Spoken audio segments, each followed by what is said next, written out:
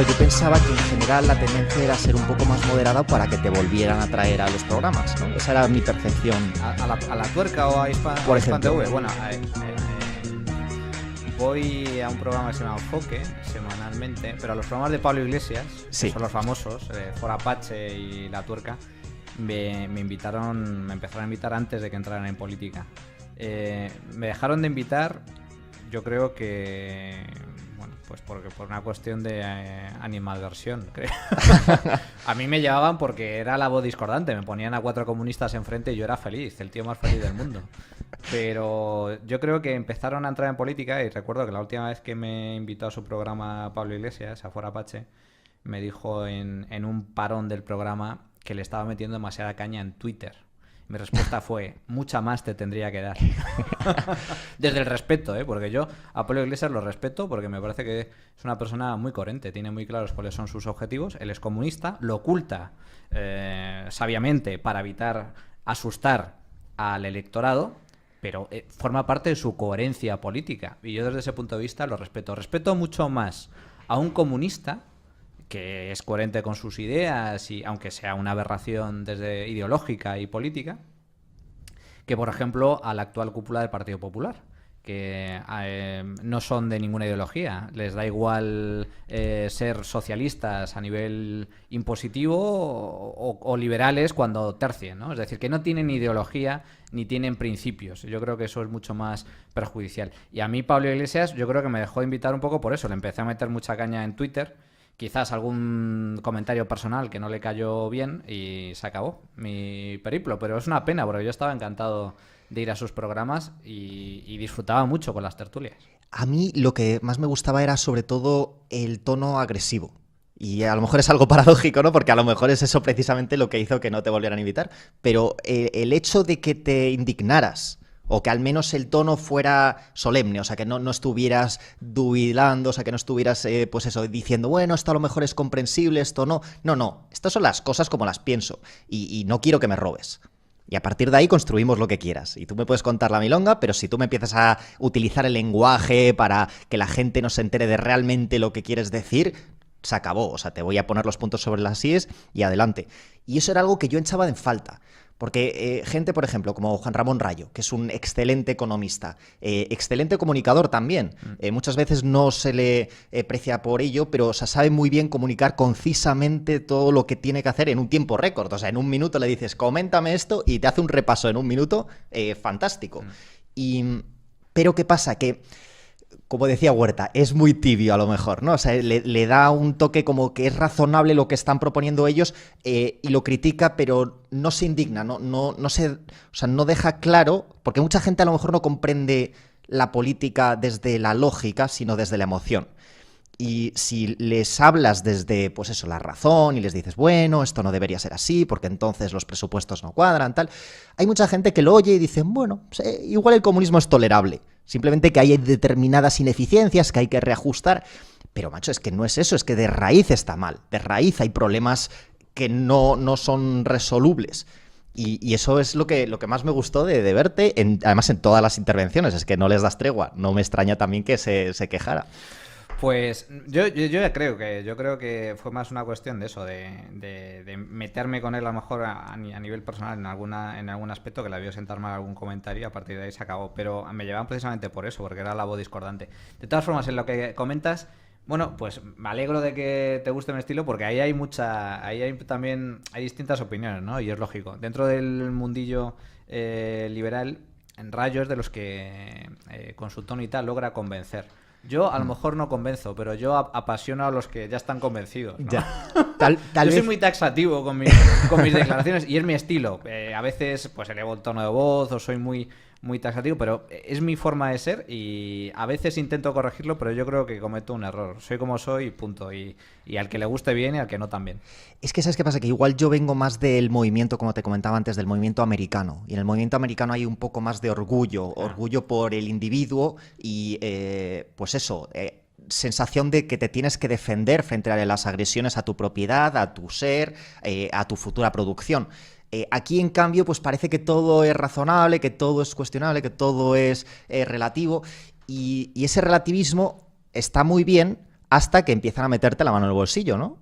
O sea, es que no todo es razonable, al revés, hay muchas cosas que son absolutamente deleznables y por desgracia vivimos en un país en el que nos hemos acostumbrado voluntariamente al paternalismo estatal. Y el paternalismo estatal es terrible porque el Estado nunca ejerce de padre. Un padre te corrige o te mima, pero por cariño y por tu bien.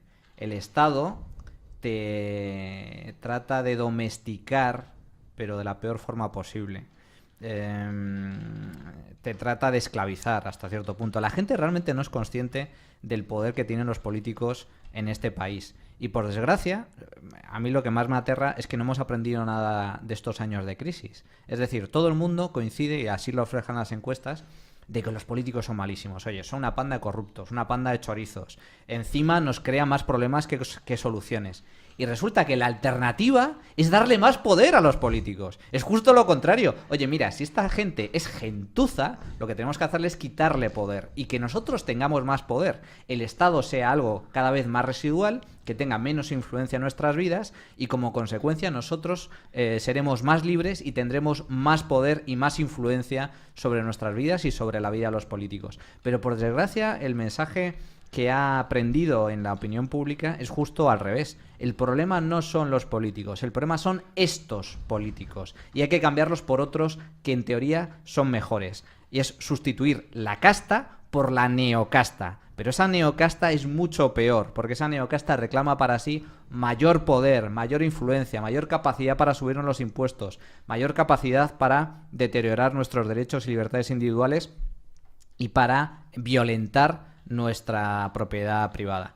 Por lo tanto, la lección que hemos aprendido es terrible, es decir, no hemos aprendido nada, estamos perseverando en el error y agrandándolo, y eso, sinceramente, muestra un escenario a corto o medio plazo muy preocupante. Totalmente, o sea, y fíjate, muchos de estos movimientos que la gente aclama dentro incluso del liberalismo, libertarismo, a veces a mí me causan dudas porque no son suficientemente claros, a veces son un poco ambiguos. Por ejemplo, el caso de Ron Paul en el año 2012, o antes el del 2011, pero primero el del Ron Paul. A Ron Paul sobre todo se le intentaba vender como que era una persona íntegra, una persona que no había cambiado de parecer, que se había mantenido firme desde el comienzo en sus principios. Y eso, claro, para mucha gente pues les apelaba mucho, ¿no? Decían, joder, este hombre puedo confiar en él porque sé dónde está, al menos sé dónde está, sé que va a ser coherente porque lo ha sido hasta ahora.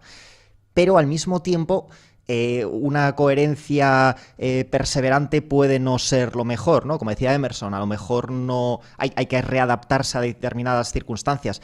Y eso, por ejemplo, era un ejemplo de cosa que no me acaba de convencer. Y viendo el paralelismo con el 2011, con el 15M, lo de no nos representan dejaba un pelín abierto a la interpretación de, o bien filosófica, de no nos representan porque son personas con sus propios intereses, por lo tanto nadie nos va a representar nunca, o no nos representan estos, tenemos que buscar a gente que sí nos represente, desde el punto de vista más pragmático. Y yo creo que la gente tiende a ser más pragmática, por lo tanto, ese tipo de eslogans a veces son fáciles de hacer judo con ellos y llevártelos, pues como hizo Podemos, ¿no? O sea que... Yo creo que Podemos aprovechó de una coyuntura muy particular, y de hecho ellos son perfectamente conscientes de que están ante una oportunidad histórica que a lo mejor no se repite. De ahí que tengan tanta necesidad, o bien en su día de ganar las elecciones, o bien ahora de lograr el sorpaso. Ese es su principal objetivo. ¿Por qué digo esto? Porque los momentos de crisis, la palabra crisis etimológicamente significa cambio. Pero ese cambio puede ser a peor o a mejor. En un momento de crisis es cuando se producen las grandes transformaciones. El nazismo no surgió en un periodo de estabilidad política y económica, surgió en un escenario de una enorme debilidad política y en una enorme crisis económica en Alemania, con millones de parados, una tasa de paro superior al 20% en aquella época, con una deuda descomunal, consecuencia del Tratado de Versalles, con una crisis política muy aguda, después de la terrible experiencia de la hiperinflación. Entonces, hay que entender cuando, por ejemplo, los alemanes ahora son tildados de halcones, ¿no? Y de ortodoxos monetarios. Hay que entender el porqué. Porque aprendieron la lección a base del sufrimiento de 2 generaciones y de millones de muertos y de una dictadura atroz totalitaria como la de Hitler. Entonces, claro, eso se te graba a fuego. ¿Por qué las economías del este de Europa son procapitalistas? ¿Por qué algunos países, de hecho, han prohibido el comunismo como ideología y como partido político? ¿Por qué abrazan el capitalismo de forma tan apasionada? ¿Por qué el país, más mejor dicho, por qué la población más favorable y que apoya el capitalismo a nivel mundial son los vietnamitas? ¿Por qué? Pues porque saben qué es lo otro, saben qué es el comunismo, lo han sufrido en sus carnes. Por lo tanto, a lo que voy, es decir, en momentos de crisis se producen situaciones excepcionales en las cuales es muy fácil que prendan movimientos populistas. Bueno, como esto no funciona, viene el salvador, el salvapatrias, el cuentista, el vendecuentos, que en este caso es Hitler, es Lenin, es Pablo Iglesias, es Marine Le Pen, es Hugo Chávez. Es decir, hay multitud de cuentacuentos, de populistas que, alegando a que, mira, las cosas no funcionan, los partidos tradicionales son una estafa, yo os voy a salvar, pues logran el poder con el apoyo de la población. Chávez llegó al poder, bueno, intentó un golpe militar, pero llegó al poder por las urnas la primera vez. Hitler llegó al poder por las urnas también la primera vez, luego automáticamente impusieron la dictadura.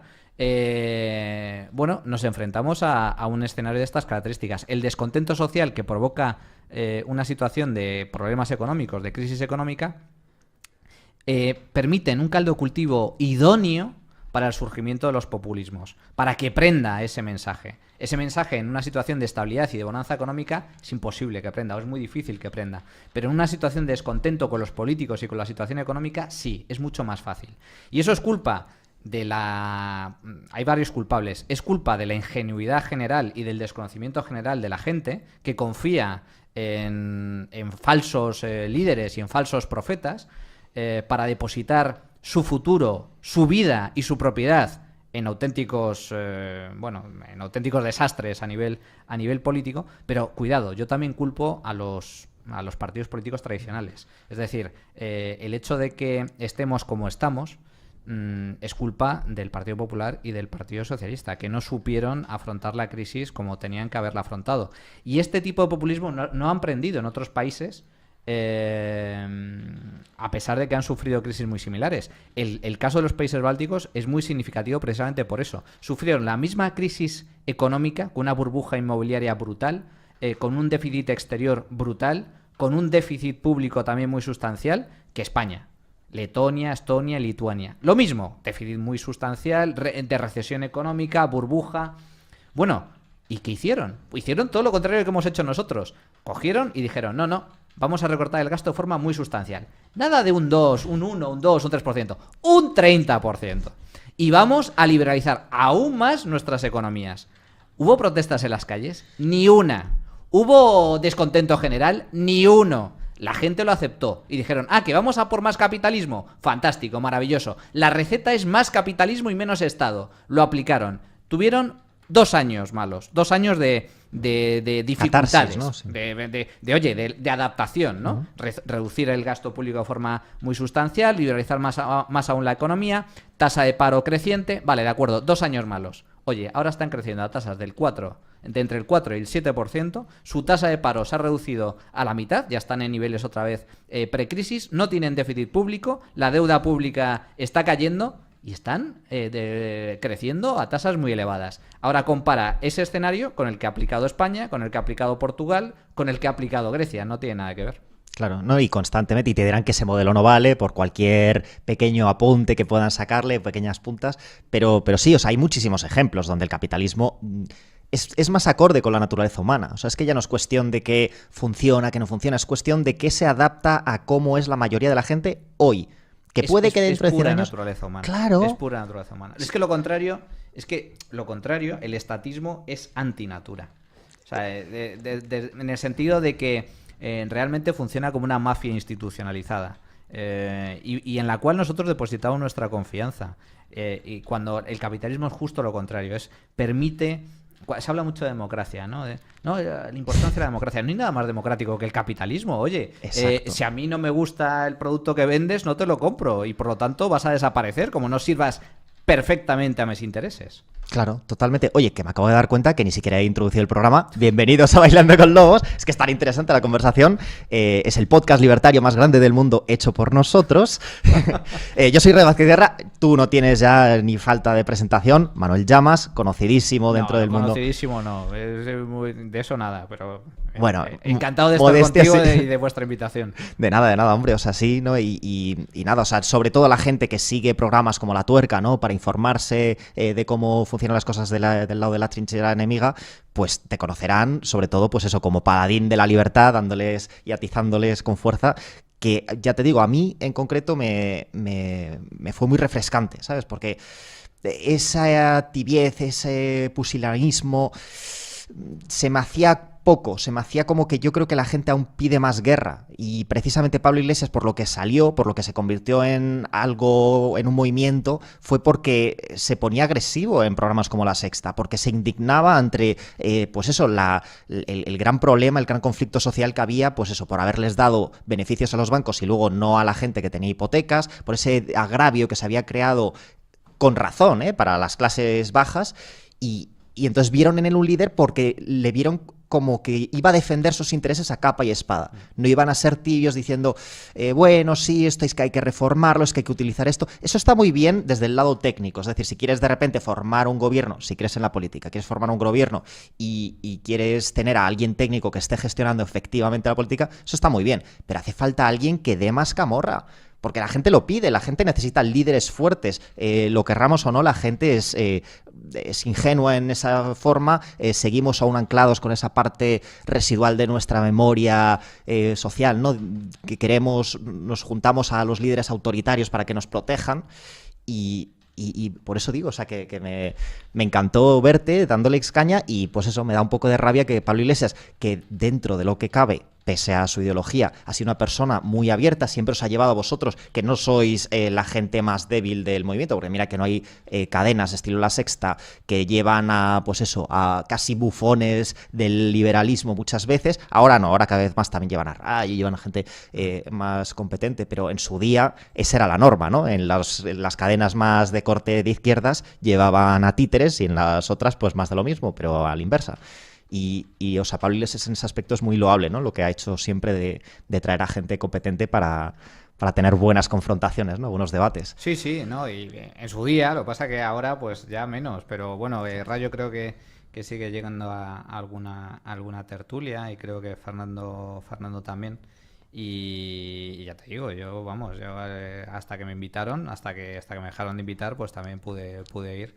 Y yo encantado. Yo creo que lo que se necesita en este país realmente es debate de ideas. Y por desgracia, pues eso es lo que se ha dejado de hacer a nivel político. Yo creo que se ha abandonado la lucha de las ideas, y eso es terrible. Cuando se abandona la lucha de las ideas, pues cometes un gravísimo error, porque permites que otros ganen esa batalla. Y yo creo que la batalla de las ideas en España se ha perdido en buena parte porque no había oponente, porque era por... Bueno, están ganando los comunistas por falta de oponentes, porque nadie les está rebatiendo nada. Y fíjate, es algo trágico, cómo eso ha llevado a que se hayan perdido batallas muy sustanciales. Por ejemplo, el tema de los desahucios. Todo el mundo compró la mercancía de que desahuciar es malo. Mira, no, desahuciar es fundamental. Es políticamente incorrecto, pero es fundamental. El desahucio significa restituir la propiedad a su legítimo propietario, ni más ni menos. Otra cosa es cómo solventar el problema de los desahucios, al igual que cómo solventar el problema del paro. Si el problema del paro deriva de una excesiva rigidez laboral, la solución es mayor flexibilidad laboral. Todos los países que tienen un mercado laboral libre, no es casual que tengan tasas de paro muy reducidas y salarios mucho más altos. Por lo tanto, si la rigidez laboral en España no ha solucionado nada y ha generado los problemas, la solución es la liberalización y no más rigidez laboral. En el tema de los desahucios, exactamente igual. El tema de los desahucios deriva de un problema de paro. La gente que sufre un desahucio es porque no puede pagar su hipoteca, y si no puede pagar su hipoteca es porque básicamente no tienen trabajo. Pero la solución no consiste en paralizar o prohibir los desahucios. Eso es una barbaridad. La solución radica en crear empleo, en crear riqueza.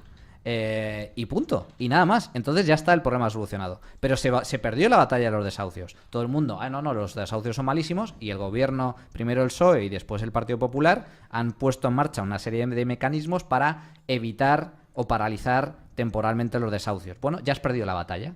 Si tú partes de la base de que desahuciar es malo y de que el problema no está en el paro, entonces, ¿de qué te diferencia con respecto a Podemos? Absolutamente nada. Ellos han ganado la batalla. Han ganado la batalla de la pobreza energética. Ah, claro, es que no te pueden cortar la luz si no pagas las facturas. Ah, si no pagas las facturas no te pueden cortar la luz. Pues ya está. Entonces ya también han ganado otra batalla. Y siguen ganando batallas tras batalla por ausencia del contrario. Oye, que es que el déficit es bueno, que Europa nos tiene que flexibilizar el objetivo de déficit. Eso lo defiende el PSOE, lo defiende el PP. ¿Qué os diferencia con respecto a Podemos? Si es lo que defiende Podemos desde el minuto 1. Por lo tanto, se han ido perdiendo todas y cada una de las batallas. Y al final, el votante tiende a escoger al original. Por eso el PSOE está como está. Si el PSOE gira a la izquierda, pues al final votarán a Podemos, porque al final, ¿qué os diferencia de unos y otros? Si estáis defendiendo lo mismo, si lo que defiende Podemos es bueno, yo me quedo con el original. Es lo que ha pasado a los partidos tradicionales con el nacionalismo. Han ido adaptándose a las ideas nacionalistas y al final pues el voto se ha ido al original. Y yo creo que a nivel nacional está pasando algo parecido. El Partido Popular ha girado a la izquierda, el Partido Socialista aún más a la izquierda, y ya Podemos, que está situado en la extrema izquierda. Por lo tanto, España navega entre izquierda y extrema izquierda, lo cual es una auténtica tragedia. Y de ahí la necesidad de que tengamos que dar la batalla a las ideas, pues los que tengamos un micrófono a nuestra disposición o la capacidad de poder utilizar la prensa o los medios de comunicación para tratar de transmitir ideas e intentar dar esa batalla. Claro.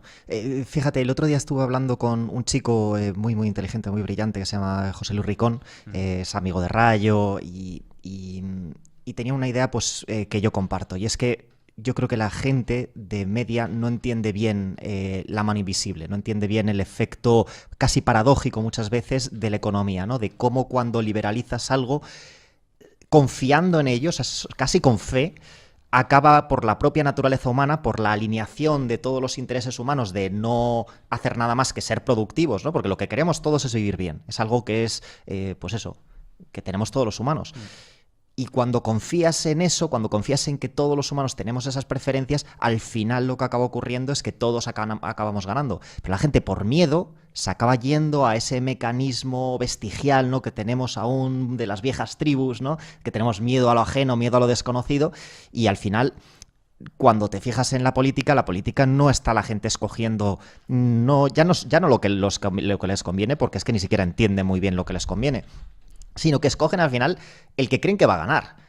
Porque en el fondo es un poco como el fútbol. O sea, tú cuando escoges al que va a ganar es casi como escoger al ejército que va a ganar la guerra. Al final, si escoges al que va a ganar, esos no te van a matar porque siempre estuviste de su parte, ¿no? Como la guerra de la independencia aquí en España, ¿no? O sea, si te ponías del lado de los franceses y ganaban, pues al final te concedían privilegios, ¿no? Luego tenías los fueros, ¿no?, que aún perduran hasta hoy. Gracias a Dios. Pues eso es. Pero bueno, que son fruto de eso, son fruto de haberse posicionado correctamente en batallas militares. Hoy en día, que no tenemos eso, sigue residiendo ahí ese fantasma y pues eso. Hay un artículo que no sé si leíste de Juan Rayo, que escribió sobre la democracia y sobre lo peligrosa que era y casi inútil, ¿no?, fútil que era. Y se le echaron encima muchos liberales. Muchos liberales decían, no, es que eres muy joven, es que no viste la dictadura, es que no lo viste en tus propias pieles, si lo hubieras hecho tendrías otra perspectiva. Pero ese no era el argumento. El argumento no era de que fuera buena la dictadura. El argumento es que la democracia de por sí está viciada. O sea, si tú le dejas a la gente votar, lo normal es que voten a lo más eficiente, lo que más les dé bajo mínimo esfuerzo. Y el mínimo esfuerzo y el máximo rendimiento es votar para quitarle el dinero a otros, ¿no? Sí, sobre el debate de la democracia, a ver, la democracia no deja de ser un modelo más, hay muchos, de elegir a los que nos gobiernan. Pero la clave de la democracia es que la democracia únicamente responde a una pregunta. La pregunta es, ¿quién me gobierna? Pero la clave de este debate no es quién me gobierna, sino cómo me gobierna. Entonces, claro, tú por vía democrática puedes elegir a un líder o a un gobierno que pisotee absolutamente tus derechos y libertades. Hitler fue elegido democráticamente. Chávez fue elegido democráticamente. Pablo Iglesias puede ser elegido democráticamente.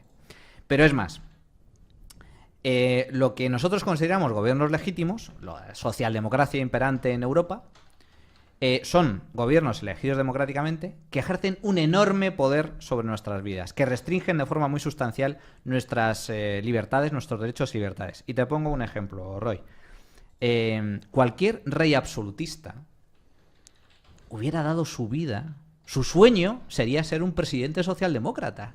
Nadie, ningún rey absolutista ha tenido tanto poder como cualquiera de nuestros presidentes democráticos. Y sin embargo, concebimos a esos reyes absolutistas como una especie de dictadores.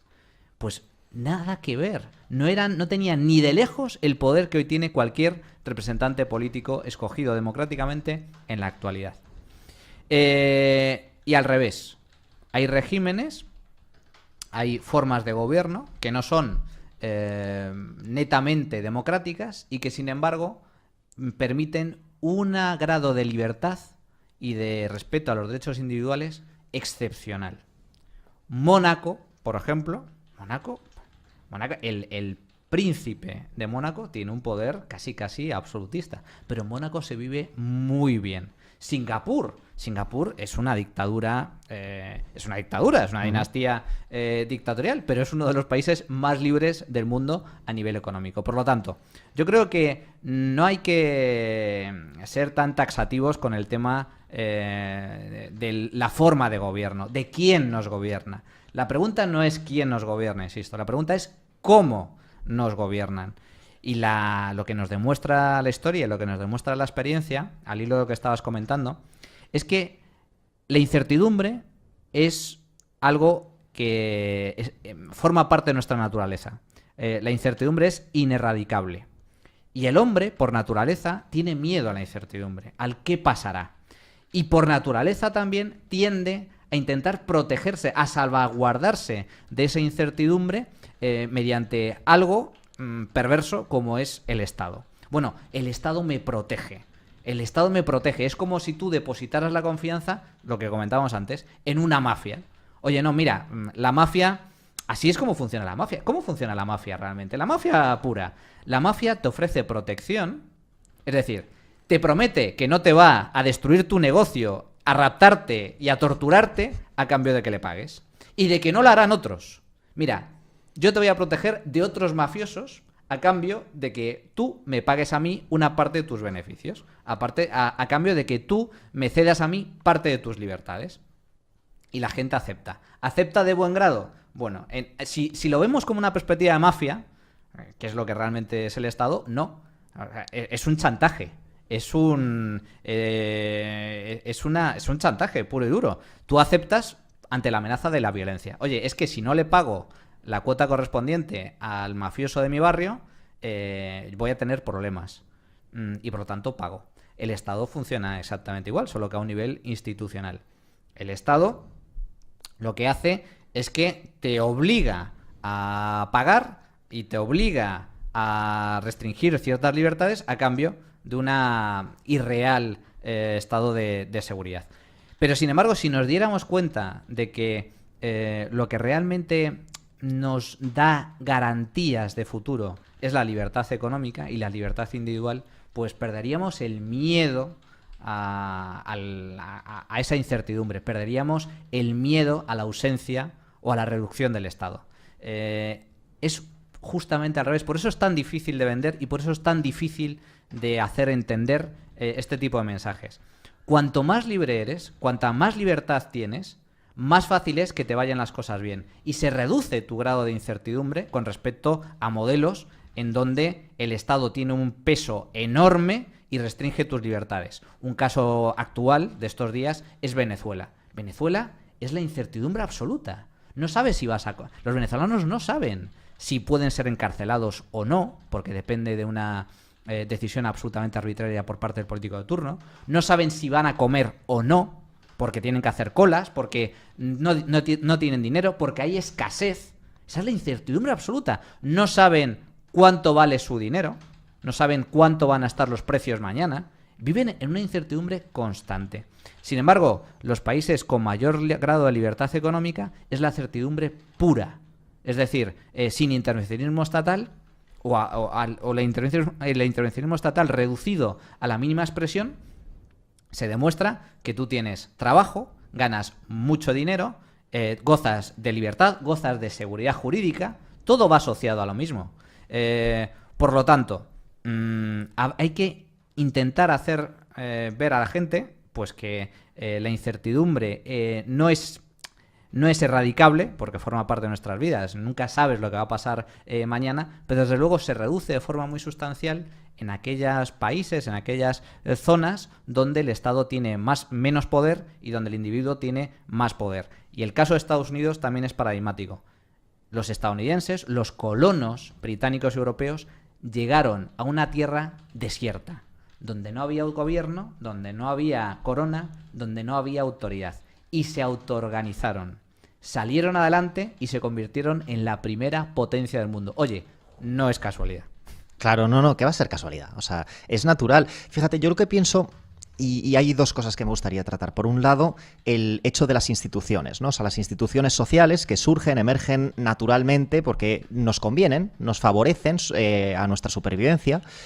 Y yo creo que el problema es que esas instituciones que son naturales, los llamados derechos negativos, eso existe, lo quieras o no. Tú dejas a unos seres humanos que vivan y mira que hay novelas escritas sobre ello, incluso series de televisión estilo Perdidos, y siempre surgen estructuras, incluso no de poder, pero sí que de jerarquía, ¿no? De orden, y eso es, pues eso, connatural al ser humano. Pero el problema es que justo en el momento en el que empieza a haber poder, en el momento en el que empieza a haber una concentración de dominancia por parte de un grupo, ¿no? Los cazadores o a lo mejor los que ofrecen defensa, empiezan a plantearse, oye, ¿y esta gente que les está yendo tan bien y que tienen tantos recursos, que están siendo productivos, por qué no les empezamos a coaccionar? Claro, o sea, vamos a ver, dadnos primero un poquito de esos plátanos que producís y mañana un poquito del otro y a cambio os damos un poco del jabalí que hemos cazado. Y poco a poco se van dando cuenta de que su fuerza, como es natural, tiene un poder muy, muy grande. Y acaban fusionándose, yo creo. Yo creo que acaban fusionándose los cabecillas, la gente, los antiguos chamanes, ¿no? La gente que sabe no tanto manipular, pero sí que orientar a la gente con la fuerza. Porque para ellos mantenerse organizando y que creen en la sociedad, quieren que siga prosperando, dicen, vale, tenemos dos opciones, o que vengan estos como una tropa de Atila y nos arrasen, o que empiecen a robarnos y al final esto acabe en caos, o que nos fusionemos en el Estado. Yo creo que esa es una de las, al menos una forma un poco etérea de cómo surgen los estados, ¿no? De una fusión entre, a lo mejor, la Iglesia, ¿no? O ese concepto de líderes ideológicos y luego la fuerza del Estado, la gente violenta, ¿no?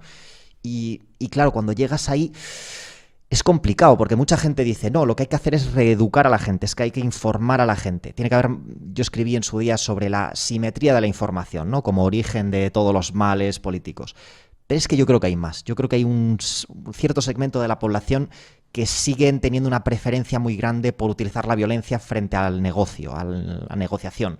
Y no sé hasta qué punto eso se puede corregir de raíz desde la infancia, ¿no? Que hay gente que aboga por eso, ¿no? Que dicen que si desde la infancia, en vez de agredir a los niños cuando no quieres que hagan algo, en plan, no toques el enchufe, en vez de darles un azote, intentar explicárselo coherentemente para que aprendan en el futuro a proyectar lo que aprendieron de pequeños como negociación y no tanto como mecanismo de negociación la violencia. No sé hasta qué punto es eso, o sea, es posible moldear el cerebro humano, no sé hasta qué punto es plástico y hasta qué punto existen esas partes reptilianas casi que, pues eso, tienden siempre a lo mismo, ¿no? A agredir porque está ahí, ¿no? El poder es el poder. Yo creo que sobre la naturaleza del poder hay un fantástico libro de Juvenel que lo ha estudiado en profundidad, que es una obra maestra, ¿no? Y cómo explica la naturaleza del poder y cómo surge, cómo evoluciona, cómo se desarrolla y cómo finalmente se pueden resolver algunos de los problemas asociados al mismo. Evidentemente es algo natural, pero yo creo que el ser humano funciona fundamentalmente a base de incentivos. Es decir, si los incentivos son positivos, pues todo irá bien. Si los incentivos son negativos, pues las cosas irán mal. Si vives en un régimen en el cual para poder sobrevivir y prosperar necesitas mentir, necesitas robar o necesitas corromperte, pues tus incentivos se destinarán precisamente a eso. Por ejemplo, llevado a un caso práctico, ¿realmente pensamos, somos tan ingenuos de pensar que todos los políticos en España son unos sinvergüenzas? O sea, ¿realmente son sinvergüenzas? Es decir, ¿por qué la mayoría de concejales o muchos concejales de urbanismo roban? ¿Roban porque son malas personas? ¿Realmente somos tan tontos como para pensar que son malas personas per se? Es decir, no, roban porque son ladrones, porque han nacido ladrones y llegan ahí de forma, no sé, inesperada. Y oye, qué casualidad que llegan todos los ladrones de España a robar de las arcas públicas. No. El problema es otro, el problema es de incentivos. El problema es que si tú depositas el poder de decidir si en un terreno se puede construir o no, y que de esa decisión dependa el valor de ese terreno y la posibilidad de hacer negocio con él, los incentivos son tan grandes a que exista corrupción que evidentemente va a ser un caso excepcional el hecho de que el concejal de urbanismo no se corrompa. Y no hablo del concejal de urbanismo, es que es institucional. Es que no son los concejales de urbanismo. Los concejales de urbanismo tienen superiores, jerárquicos, llamados alcaldes, llamados partidos políticos, llamados... Es decir, es que funciona así el sistema. Si tú depositas esa capacidad en el político, estás permitiendo o incentivando la corrupción. Para eliminar, por lo tanto, la corrupción urbanística, la solución no radica en más controles. La solución radica en quitarle ese poder. Quita el poder al político de turno para que de él dependa el hecho de que en un determinado terreno de tu propiedad se pueda construir o no, modificando, por lo tanto, de forma arbitraria el valor de esos terrenos. En Estados Unidos, tú puedes construir en cualquier parte del territorio, excepto en los parajes protegidos, en los parques nacionales. Pero el resto es territorio libre. Si tú quieres construir, construyes. Otro ejemplo, el fracking. El fracking ha revolucionado el sector energético. Oye, ¿por qué se ha producido en Estados Unidos? Pues mira, por una cuestión muy sencilla. Porque en Estados Unidos, cuando tú eres propietario de una tierra, eres propietario de esa tierra y del subsuelo. En España no. En España tú solo eres propietario de lo que hay en la superficie. El subsuelo es propiedad del Estado. Por lo tanto, le estás otorgando al político de turno el poder necesario para que de él dependa si puede haber fracking o no. Oye, es una enorme faena, porque a lo mejor tú tienes un terreno en Asturias se ha demostrado que el fracking puede ser rentable, y resulta que eres propietario de algunas hectáreas y tienes una auténtica mina de oro en el subsuelo. Eres propietario, o deberías ser propietario, de una auténtica mina de oro. Si de ti dependiera explotar esos recursos, pues muy posiblemente los explotarías. Y como consecuencia tú te beneficiarías y beneficiarías al resto de la sociedad explotando una fuente energética barata, eficiente y productiva. En Estados Unidos es lo que ha pasado. Tú eres propietario de tu terreno, tienes recursos para explotar en ese subsuelo y como tú eres el propietario decides explotarlos. Lo mismo sucedió con el petróleo. Los granjeros de Texas, que eran propietarios de esos terrenos, hasta que se inventó la máquina de explosión y se inventó la utilidad que tenía ese producto, para ellos era un auténtico problema, una auténtica maldición el tener petróleo en su terreno. Ahora, en cuanto se descubrió una utilidad para ese producto, se convirtieron todos en millonarios. Oye, fantástico. Por lo tanto, insisto, la cuestión es de incentivos. Funcionamos a base de incentivos. Por lo tanto, yo creo que a nivel institucional, una de las grandes debates que deberíamos abrir es precisamente el de la descentralización. Claro que hay organización. Tiene que haber organización y la organización es necesaria. Somos, por decirlo así, somos seres sociales por naturaleza y por lo tanto vivir en sociedad requiere de una determinada organización, de determinadas reglas. Ahora bien, cuanta mayor descentralización existe, mayor capacidad hay para que esa organización sea más eficiente y haya más libertad y funcione con incentivos positivos. Te pongo otro ejemplo, la comunidad de vecinos. En una comunidad de vecinos, tú eres propietario de tu piso, pero tienes que convivir con tus vecinos. Hay una serie de normas comunes que hay que respetar. Bien, tú ese tipo de problemas los resuelves pues de forma descentralizada. Te reúnes con tus vecinos y abordáis los problemas por votación y por consenso. Oye, si hay que hacer una derrama, ¿cuánto nos cuesta? Yo estoy a favor, yo estoy en contra. Oye, tengo este problema con este vecino, ¿cómo lo podemos solventar? Etcétera. Y eso genera mucha eficiencia y genera incentivos muy positivos. Ahora bien, si resulta que es un burócrata que está ubicado no en Madrid, sino en Bruselas, el que tiene que decidir por ti las reglas de tu propia comunidad, pues entonces los incentivos cambian por completo. Países que se han demostrado que donde las instituciones funcionan razonablemente bien son países muy descentralizados. El caso de Suiza con los cantones es paradigmático. El caso de Estados Unidos también a nivel federal, aunque tiene también sus controversias y sus problemas internos, también ha funcionado razonablemente bien.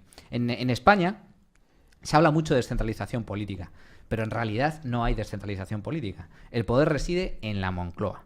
¿Por qué? Porque de la Moncloa depende el dinero que se recauda, que es la sangre de cualquier Estado, los impuestos.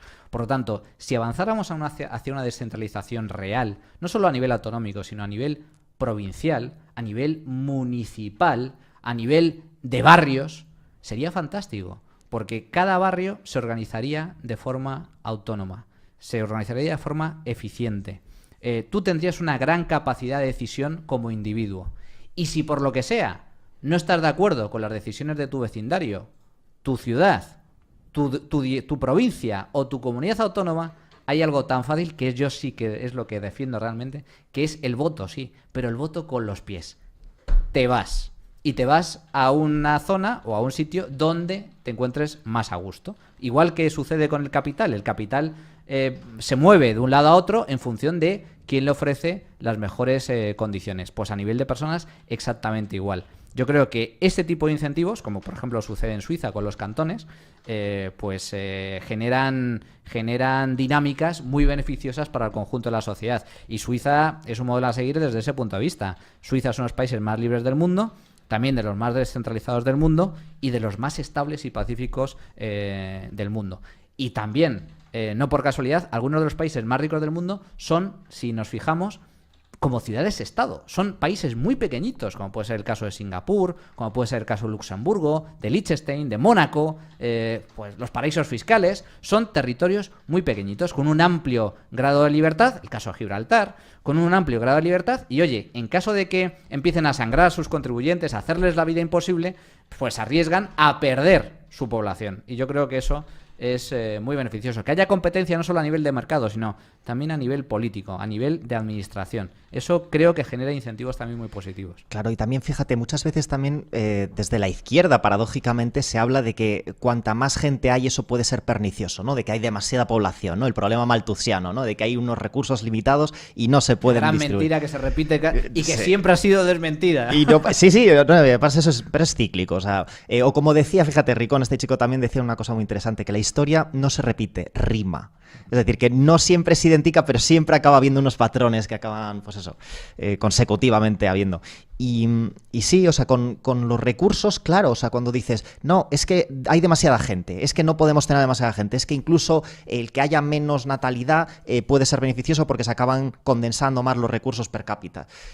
No, el problema es que vivimos en un estado social donde se colectiviza todo. Entonces, cuando colectivizas todo, obviamente, cuanta más gente hay, menos recursos hay de esa colectivización. Es un poco como el ejemplo de por qué el Estado se pone, o sea, nos obliga a ponernos el cinturón de seguridad en el coche. No lo hacen por tu bien, lo hacen porque eso luego va a suponer un coste. Y ellos lo que no quieren es que haya costes. Ellos quieren tener mucho capital para poder gestionarlo ellos, porque eso es lo que luego les da las puertas giratorias. O sea, si ellos tienen el capital, pueden jugar con ello. Si no lo tienen, no. O sea, el público no les interesa, como tú bien decías. O sea, es todo incentivos. Y los incentivos están ahí para que lo utilicen a su favor. Pues los políticos no son entes, pues eso, no personales. Tienen persona, tienen familia, tienen hijos y quieren maximizar su tiempo en este planeta. Y pues por supuesto, cuando les ofreces eso, van a hacerlo. Y sí, o sea, es un problema que yo, ya te digo, yo creo que eso se irá resolviendo conforme la gente vaya estando más educada y vaya evolucionando más, se vaya adaptando mejor a esta nueva realidad. Porque también es que de repente, en 100 años, prácticamente, ¿no? En 3, 4 generaciones, ha cambiado radicalmente el mundo. A mejor. A mejor... Ha cambiado, o sea, a lo mejor eso ya depende de la persona, hay gente que yo que sé, a lo mejor le gusta vivir en pequeños pueblecitos inconexos y vivir en la naturaleza, bueno, cada uno lo suyo, pero ha cambiado, o sea, lo que es innegable es que de repente vivimos en un mundo global, hiperconectado, tecnológico, donde todo, o sea, Mira, Oliver, que también me hubiera gustado que hubiera venido, tiene una teoría, ¿no? Que siempre la decía un poco en tono jocoso, que el comunismo y el libertarismo, ¿no? El ser libertario, al final acaban pues como un círculo tocándose en ambos extremos. Y como yo lo interpreto, es que con la tecnología como vector, lo que acaba ocurriendo es que con todas estas tecnologías, estilo BlaBlaCar, o estilo Uber, o estilo Airbnb, lo que acabas haciendo es creando esos incentivos otra vez para que la gente quiera poner sus recursos a la máxima disposición posible para sacarle rendimiento. Que eso es lo que ofrece normalmente el comunismo, ¿no? El comunismo es que todo es de todos, entonces los bienes al menos que ya hay, la futura producción es más cuestionable, pero los bienes que ya hay están a plena disposición para ser usados por quien quiera. Y eso en el capitalismo antiguo, donde no había tecnología, pues había esos límites, ¿no? Las tierras muertas del siglo XIX, que como no había una forma a lo mejor eficiente de prestarlos sin que hubiera consecuencias negativas, pues no se prestaban y había tierras muertas. Y eso económicamente puede ser un problema. Hoy en día no. Hoy en día empieza ya cada vez más nos empezamos a acercar a esa plena productividad de todos los recursos porque están los incentivos ahí. Por eso soy relativamente optimista, pero también pesimista en cuanto a que creo que está en parte en la naturaleza humana el aún seguir ahí sesgado por todos esos siglos y milenios de adaptación a las sociedades de Dunbar, ¿no? Estas sociedades pequeñitas de 100 personas donde a lo mejor ser altruista, prestar al pobre que tienes al lado, porque a lo mejor ese pobre pasado mañana cuando está ardiendo tu cabaña es el que te va a ayudar, ese tipo de altruismo, cuando lo proyectas en nuestras sociedades, no es eficiente, funciona mal y crea unos incentivos perversos porque tú no puedes controlarle como a ese, porque si un día le das dinero y al día siguiente arde tu cabaña y él no te ayuda, se le acabó el dinero. Hoy en día no, hoy en día tú le das, arde tu cabaña, no viene y le tienes que volver a dar dinero porque está todo institucionalizado para que todo sea homógeno. Pero en el futuro yo lo veo bien. Yo veo una tendencia alcista. Yo soy muy optimista. No soy relativamente optimista. Soy muy optimista a largo plazo. Yo creo que el siglo XXI, si el siglo XX, con todos sus problemas, oye, hubo 2 guerras mundiales, una gran depresión, la Guerra Fría, y a pesar de ello, fue el siglo en el que la humanidad más avanzó. A pesar de todas estas tragedias, a pesar del totalitarismo, que fue el mayor desastre que ha vivido la humanidad a lo largo de su historia, ¿no? Y sin embargo, si hacemos balance del siglo, de los 2-3 últimos siglos, si hacemos balance del capitalismo, que es yo creo que la clave del asunto, porque el capitalismo es un invento... ¿Puedes definir el capitalismo un poco? Porque mira, la gente cuando hablas de capitalismo hay unos que piensan que es un ogro que se está comiendo bebés, otros que se piensan, pues eso, que es propiedad privada, ¿no? O sea, hay tantas definiciones. ¿Tú cómo lo definirías? Yo para mí el capitalismo es el sistema que nos permite desarrollar todo nuestro potencial como personas a través del libre comercio y a través de la acumulación de ahorro. La base de la riqueza es el trabajo y el ahorro. Y capital es ahorro. Por lo tanto, eso es lo que nos permite vivir mejor mañana.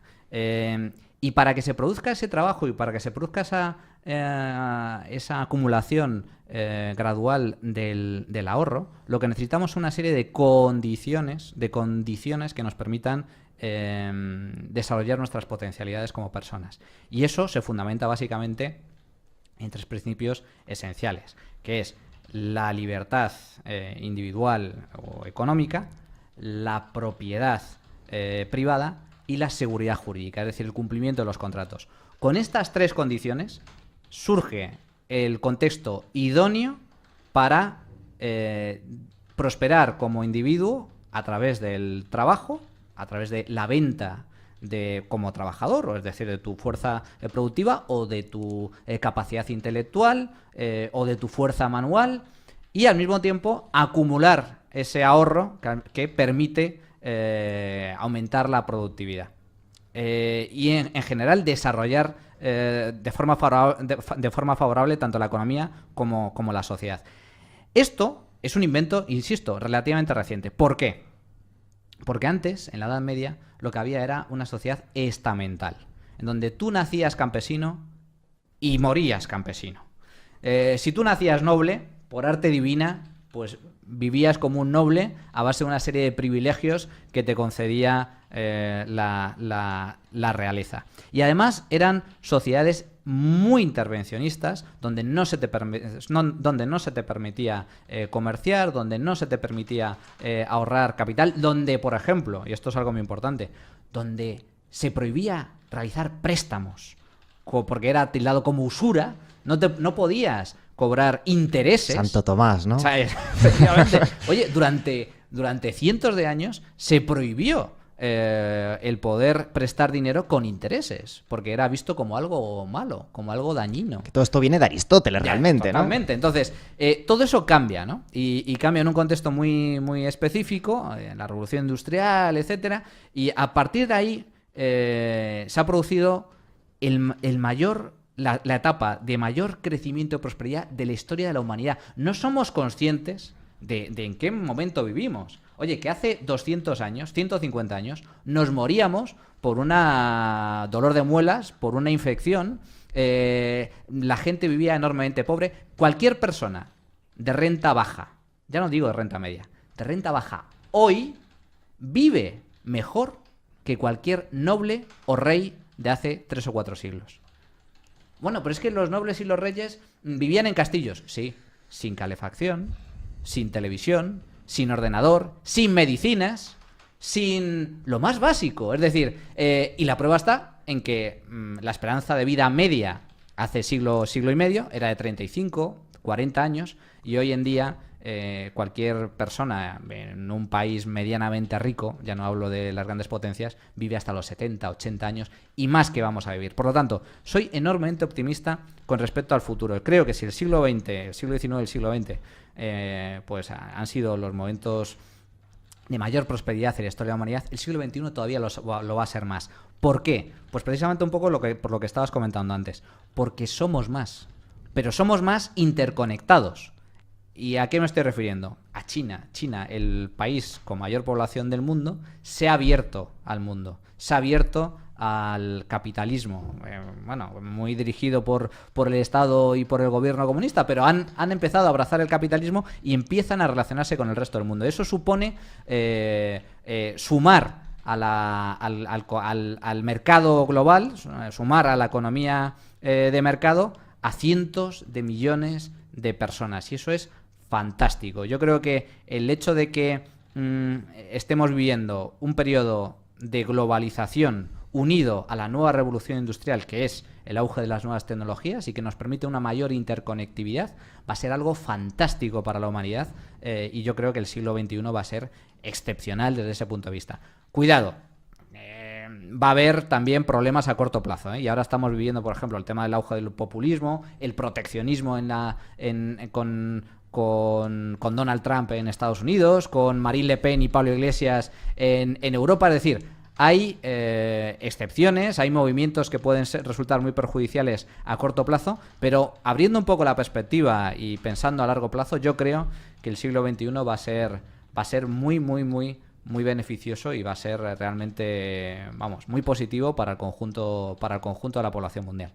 Totalmente, totalmente. Lo único que es eso, que da un poco de miedo siempre el tema de los populismos y de cómo gente que es marginalmente más inteligente o que al menos tiene más conocimiento, ¿no? Como puede ser Pablo Iglesias, Errejón, ¿no? Que son gente que saben utilizar el lenguaje a su favor. Son más ágiles, ¿no? No más inteligentes, pero sí son más ágiles, son expertos en eso, Sí. Son expertos en comunicación política. Bueno, pero inteligencia también entendida como pues habilidad para manipular el lenguaje, exacto. ¿sabes? Y otra persona que es también muy peligrosa, pese a que no tiene el don de la palabra tan hábil como puede ser Errejón, pero que es con quien ha debatido un sinfín de veces Eduardo Garzón, ¿no? El científico, que habla tanto de que todos estos problemas de productividad se pueden, pues eso, solucionar básicamente a golpe de impresora, ¿no? O sea, que puedes empezar a imprimir dinero, creas más dinero y con eso pagas a la gente y que eso va a tener los efectos que él describe.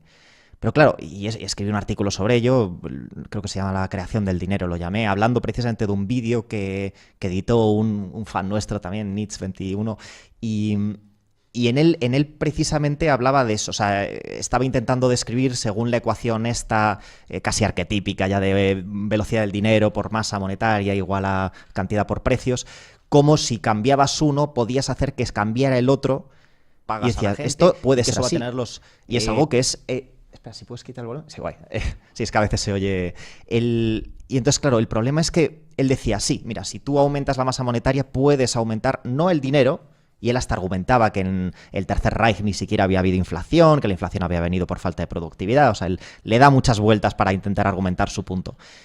Pero el problema es que, y que era lo que escribía en el artículo, no habla de lo que realmente conlleva su proposición. O sea, porque sí, vale, muy bien. O sea, es una ecuación realista, ¿no? O sea, es materialmente así. Si aumentas uno, tiene que aumentar el otro.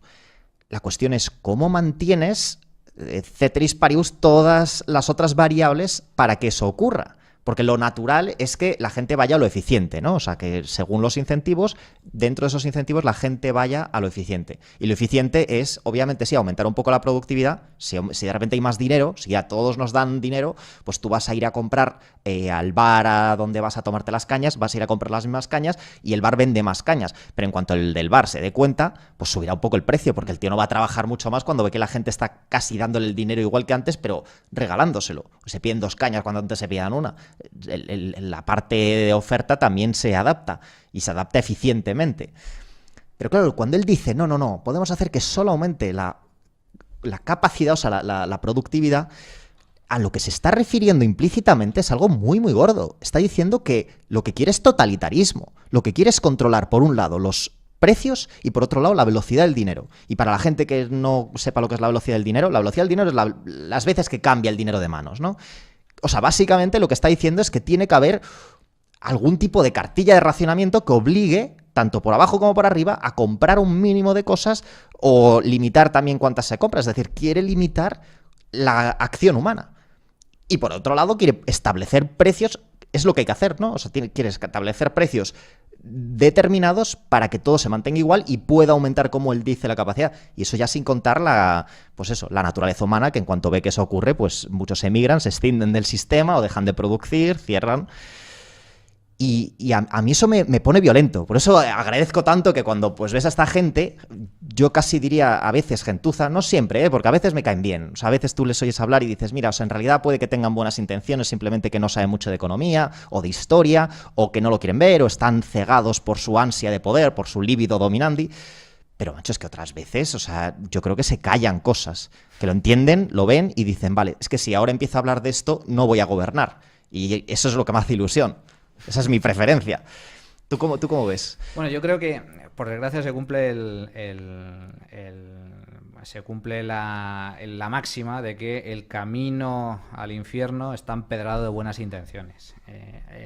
Esto de imprimir dinero como la solución a todos nuestros males, bueno, pues es la solución de Zimbabue, ¿no? Con una hiperinflación brutal. Es la solución de la República de Weimar, ¿no? Para hacer frente a las deudas de la Primera Guerra Mundial, pues imprimimos marcos y al final lleva a la hiperinflación. La hiperinflación es una de las múltiples vías que existen para acabar una sociedad colectivizada, es decir, para la nacionalización de los medios de producción. Que es precisamente, por ejemplo, lo que está pasando en Venezuela. El famoso decreto que acaba de aprobar Maduro de estado de excepción, lo que viene a arengar es aquellas fábricas que dejen de producir podrán ser expropiadas. Y es a lo que van. Si tú impones un precio máximo a partir del cual al productor no le compensa producir, puesto que va a perder dinero, automáticamente cierras la fábrica. Entonces, para evitar ese cierre y agravar el proceso de escasez y desabastecimiento, el gobierno se arroga la potestad de expropiar y nacionalizar esa unidad productiva. Y eso, si se extiende, al final acabas con una economía absolutamente colectivizada. Democratizar, ¿no? Democratizar. Vamos a democratizar. Íñigo Rejón, ¿no? Íñigo Rejón, vamos a democratizar la economía. Democratizar significa colectivizar. Es decir, todo pertenece al Estado. Absolutamente todo. Por lo tanto, pasas a ser un esclavo. Material, no simplemente intelectual. Material del Estado. Por cierto, bajo los estados totalitarios, las huelgas eran sancionadas con pena de muerte o condena a los gulags. Y además no eras libre de trabajar o no. Todos trabajaban obligatoriamente en jornadas brutales por un mendrugo de pan. Y a veces ni eso. Por lo tanto, al final nos lleva a eso. Y la pues la teoría monetaria que defiende Garzón es precisamente esa, es decir, es una auténtica falacia que no tiene ningún sentido y que se ha demostrado siempre y en todo lugar un desastre absoluto. La etapa, curiosamente, de mayor crecimiento y prosperidad que ha registrado Estados Unidos se produjo a finales del siglo XVIII y parte también del siglo XIX, buena parte también del siglo XIX, en donde existía patrón oro, una libertad económica muy sustancial y en donde se producía deflación, pero una deflación sana, entendida como aumento de productividad con patrón oro, automáticamente bajaban los precios de los bienes y los servicios, por lo tanto aumentaba la capacidad adquisitiva de la gente. Y eso es fantástico, es decir, lo contrario, el buscar la inflación y la impresión de billetes lleva a todo lo contrario, al empobrecimiento de la sociedad y a generar distorsiones muy importantes en la estructura productiva.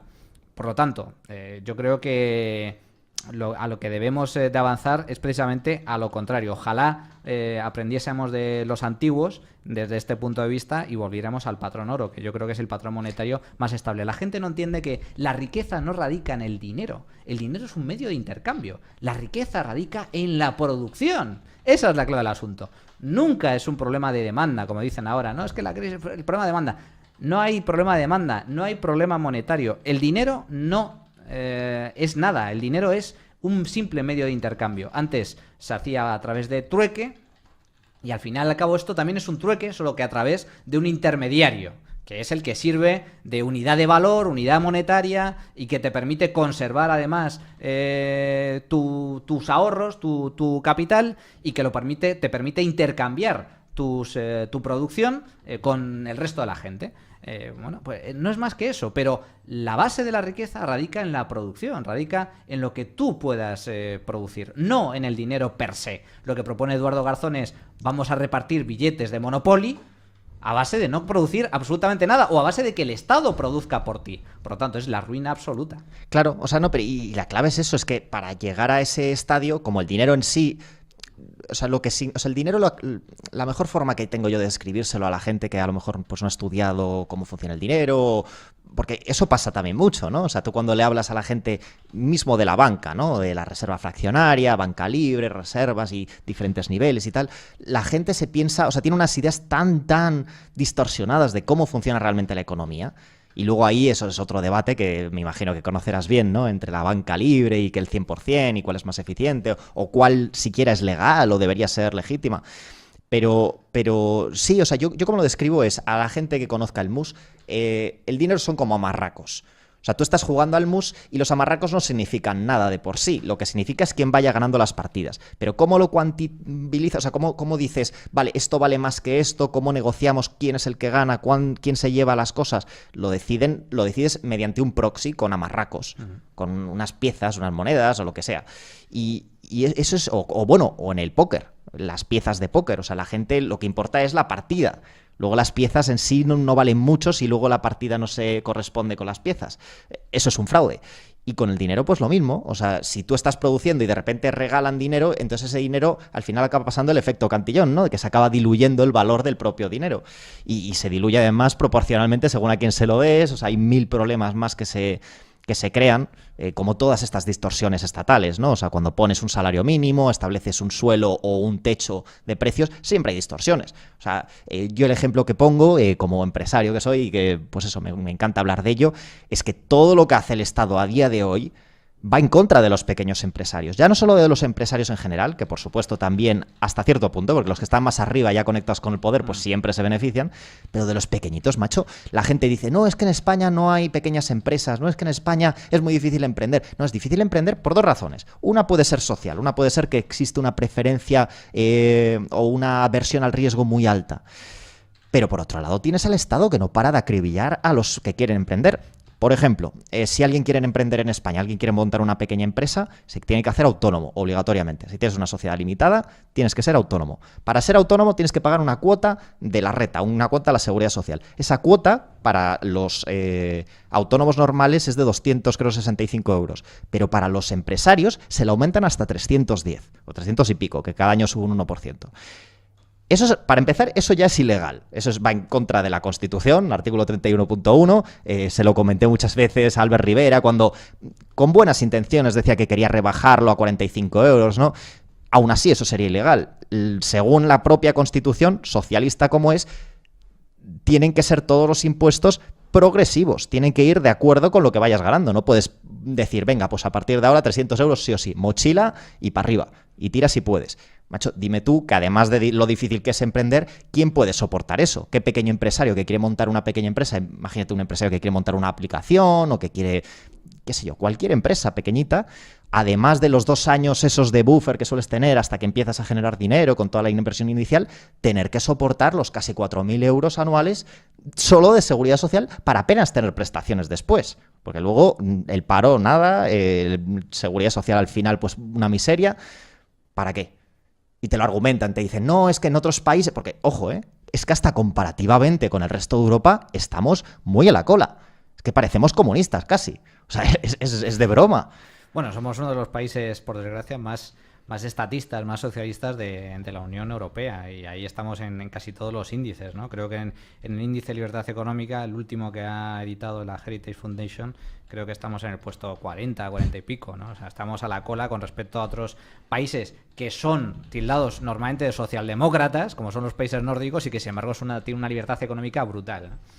Por lo tanto, sí, estoy de acuerdo contigo, pero fíjate que al hilo de esta queja que tú haces perfectamente razonada, los políticos están ofreciendo soluciones, pero son soluciones que van a empeorar la situación, porque lo que hablan es de eliminar la cuota de los autónomos para los autónomos que ganen poco dinero, pues los que no estén por debajo del salario mínimo interprofesional o que los que facturen menos de 1.000 euros al mes, pero se la suben al resto.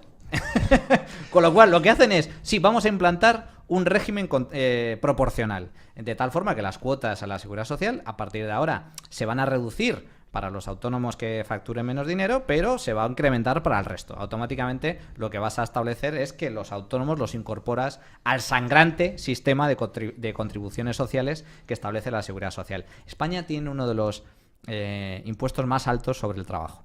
Y eso es una barbaridad. Es una barbaridad siempre. Pero encima, que se mantenga o que incluso se agrave en una situación de paro tan elevado como en la actualidad, próximo al 20%, es una auténtica aberración. Es decir, es que es delincuencial. ¿Cómo es posible que encima estés castigando, sancionando la creación de puestos de trabajo en un momento en el que hay casi 5 millones de personas que están en desempleo? Por lo tanto, yo creo que una de las ventajas precisamente que tiene el actual sistema de autónomos, es cierto que es sangrante con respecto a otros países, pero que al menos, oye, sabes que te van a robar como mucho 300 euros. Oye, pues ya es, porque a un asalariado medio en España le roban de media 500. O sea, que tiene ciertas ventajas.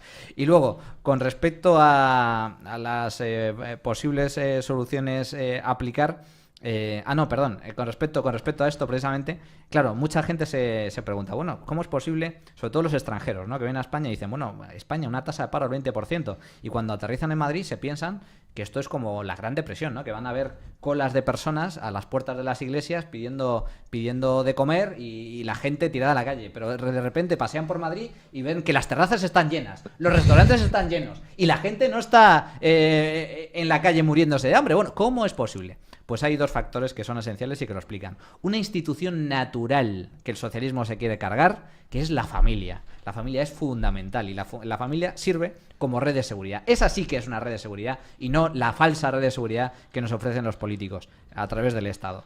Y luego, la segunda parte, la economía sumergida. La bendita economía sumergida. Repito, la bendita economía sumergida.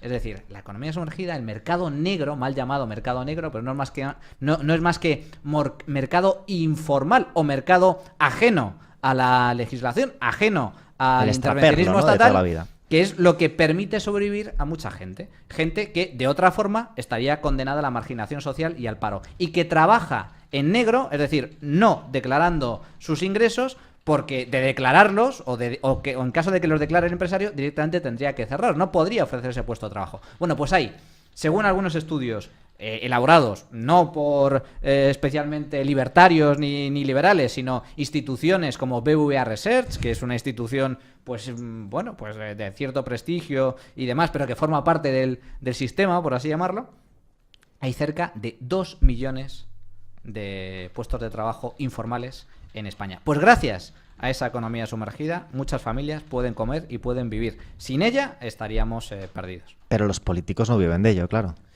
Claro, los políticos no viven de ello y por eso quieren rapiñarla mediante eso llamado fraude, el combate al fraude fiscal y el combate al fraude laboral, que lo que hacen es cargarse la economía sumergida y cargarse esos puestos de trabajo, es decir, dificultarle y ponerle problemas añadidos a esa gente que ya está en una situación bastante difícil per se, con el único fin con el único fin de recaudar más dinero, ¿no? Sí, Eso no, está y lo de llamarlo fraude fiscal, es que ese uso de nombres es que viene de atrás, o sea, lo de fraude fiscal, refugio, o sea, perdón, ¿cómo lo llaman?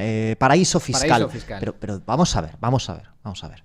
Para empezar, fraude nada, salvo que me enseñes el contrato social donde yo he firmado que quiero pagar a la seguridad social tanto y donde tal. ¿Dónde está el contrato social? ¿Dónde está? ¿Tú lo has firmado? Yo no lo he visto nunca. Yo jamás. Pues entonces, ¿de qué fraude dónde? Yo no me he comprometido a nada. Yo Se han tampoco. comprometido ellos. Ellos se lo guisan, ellos se lo comen. Pero que a mí no me acusen de fraude. Es que encima te intentan condicionar, te intentan hacer pensar, no, es que estás defraudando. Es que si tú no pagas, entonces Marta no puede comer. Y si Marta no puede comer, el abuelo Tito Pérez no puede...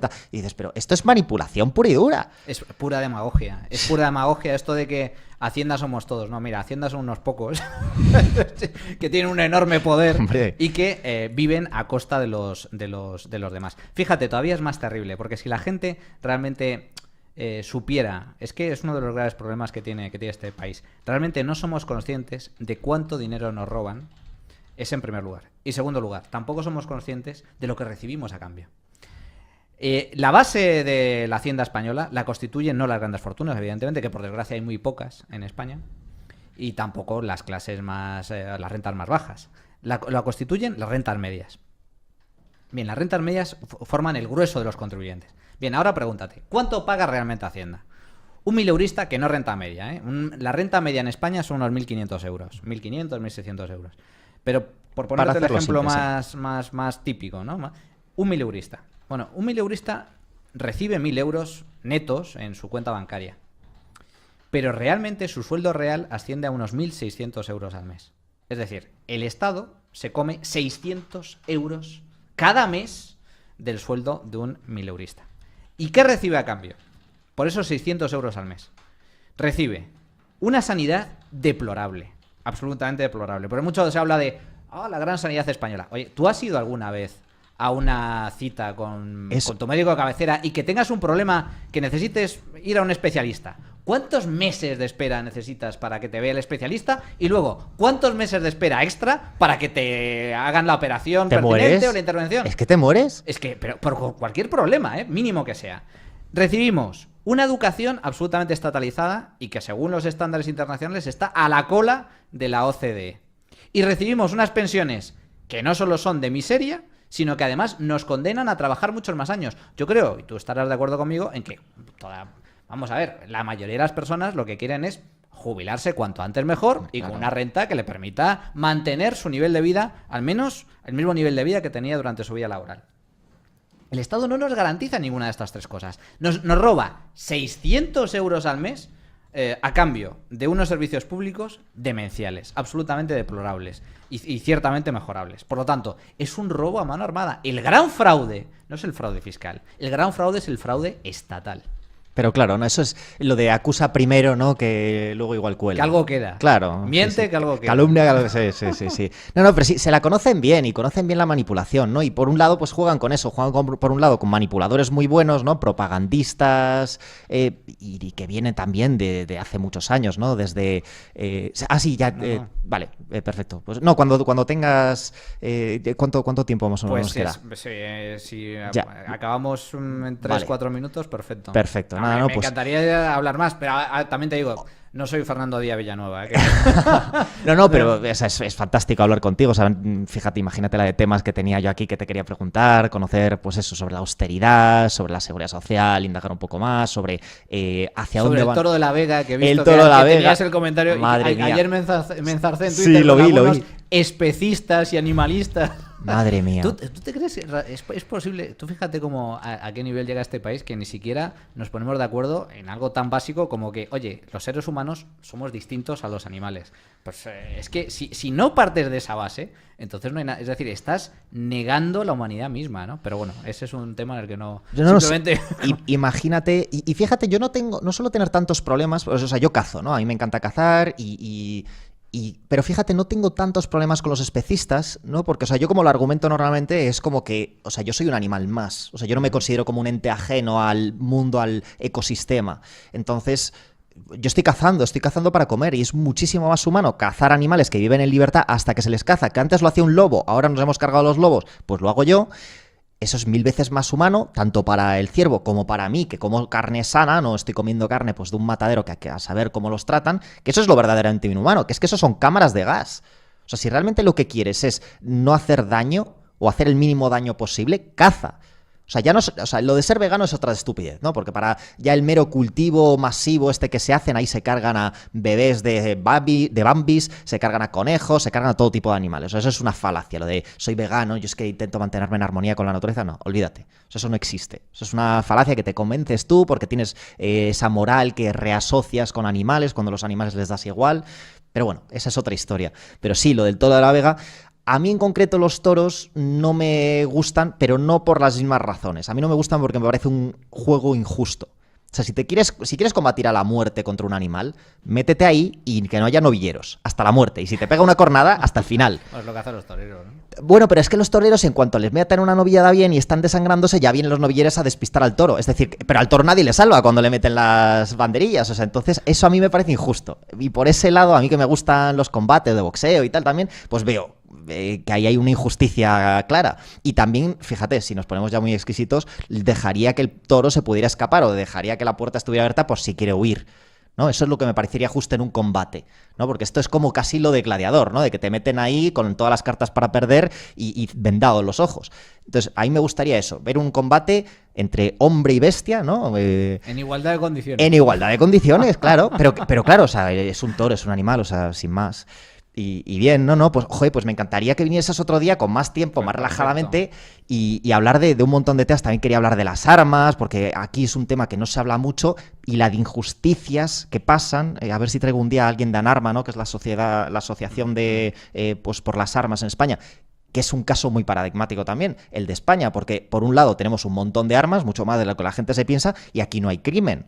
O sea, esa falacia de que como en Estados Unidos hay muchas armas, luego hay mucho crimen. No, hay otras circunstancias también que hay que discutir. En España apenas hay crimen, o sea, es de los países donde menos crimen hay en todo el mundo, y una correlación que a lo mejor te hace gracia, precisamente en los países donde más libertad económica hay una correlación bestial positiva, es donde menos violencia de homicidios hay, con armas en concreto y en general también. Entonces ahí también habría que analizarlo. Eso es un tema fantástico y además hay muchos temas polémicos. Ese es uno, desde luego. Pero es curioso, ¿no? Hay que preguntarse por qué prácticamente lo primero que hizo Hitler nada más al llegar al poder fue prohibir las armas. Fue prohibir que la gente en sus casas tuviera armas. El régimen chavista lo prohibió creo que hace 3 o 4 años. ¿Por qué? Suiza, sin embargo, es obligatorio, que yo también estoy en contra, pero vamos, es obligatorio que toda persona mayor de 18 años... Creo sí, los que haga la mili, ¿no? Sí. Que todos son reservistas.